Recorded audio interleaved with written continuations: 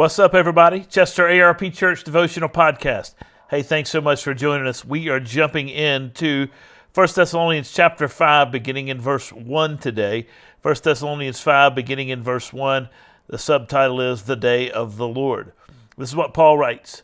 Now concerning the times and the seasons, brothers, you have no need to have anything written to you, for you yourselves are fully aware that the day of the Lord will come like a thief in the night. While people are saying there is peace and security, then sudden destruction will come upon them as labor pains come upon a pregnant woman, and they will not escape. But you are not in darkness, brothers, for that day to surprise you like a thief. For you are all children of light, children of the day. We are not of the night or of the darkness. So then let us not sleep as others do, but let us keep awake and be sober. For those who sleep at night, and those who get drunk at night. But since we belong to the day, let us be sober, having put on the breastplate of faith and love, for a helmet, the hope of salvation. For God has not destined us for wrath, but to obtain salvation through our Lord Jesus Christ, who died for us, that whether we are awake or asleep, we might live in him. Therefore encourage one another and build one another up, just as you are doing. These beginning words of the final chapter in 1 Thessalonians have to do with the fact that Christ is going to return. That is not a question that is left up for debate in the Bible. Jesus arose, he ascended into heaven, and he will come again to judge the quick and the dead, the living and the dead. He will return and establish his kingdom once and for all. Paul's already addressed that at the end of chapter 4.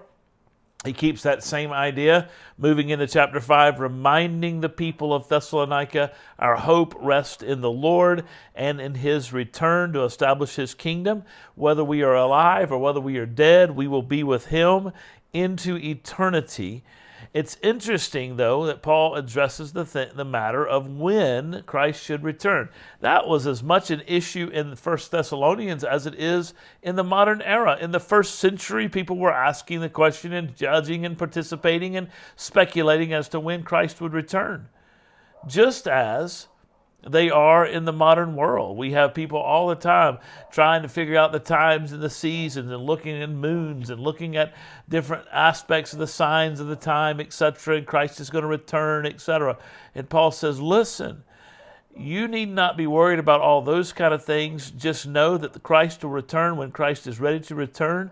Christ will return as a thief in the night when you're unexpecting it, when you're not expecting it. If you go to sleep at night and you aren't staying awake and staying vigilant for his return, just like the 10 virgins in Jesus' parable, you've got to be ready. You've got to have your lamps trimmed. You've got to have them burning. You've got to be ready for the Lord's return. And he says, we live in light, not darkness. So let us walk in the light, not as in the darkness. For people sleep at night. People get drunk at night. People lose their senses at night. But we need to be awake. We need to be sober-minded. We need to be prepared. We need to be ready for the return of Christ and always be ready for his return. I think that's an important point, because what Paul is saying here is basically, if I could take it and put it in my life, Clint, make sure you're ready. You don't know when he's coming, so always be ready. Stay ready. Stay prepared. Be ready for the return of Jesus. Both of my older children love sports. I know not everybody loves sports, but my older children love sports probably because their mother and their father love sports, and they love playing sports, and they love being a part of the sports teams, etc.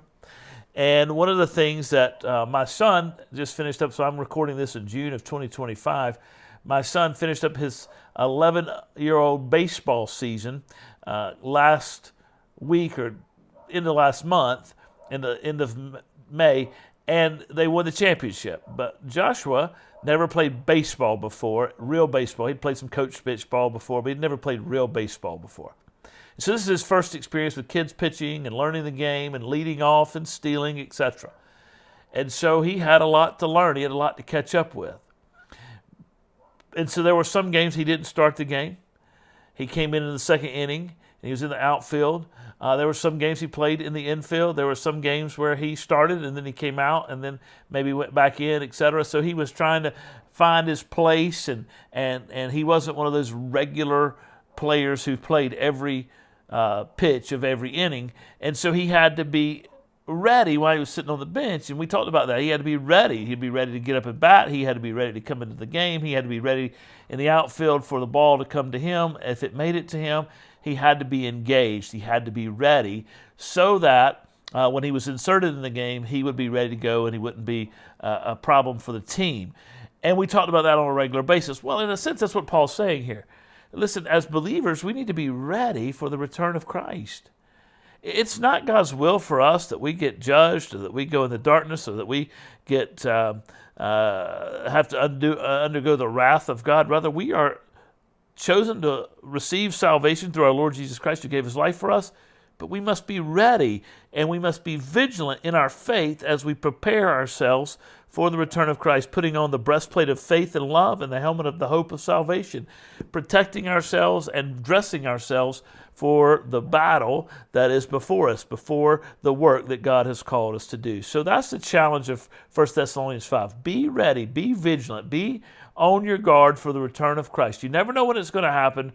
Quit worrying about trying to figure it out and just live your life as a follower of Jesus, vigilant, ready for the return of Jesus, so that when he comes, unexpectedly arrives, you will be ready and won't be caught off guard.